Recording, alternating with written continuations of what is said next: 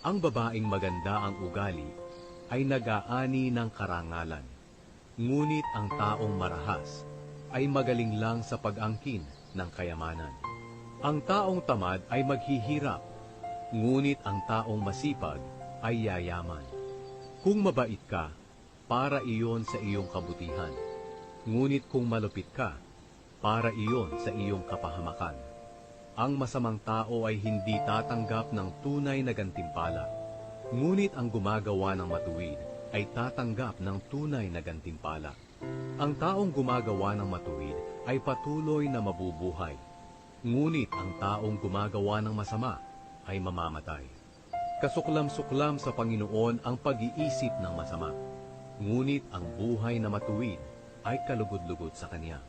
Ang taong masama, tiyak na parurusahan, ngunit ang matuwid ay makakaligtas. Ang magandang babaeng hindi marunong magpasya ay parang isang gintong singsing sa nguso ng baboy.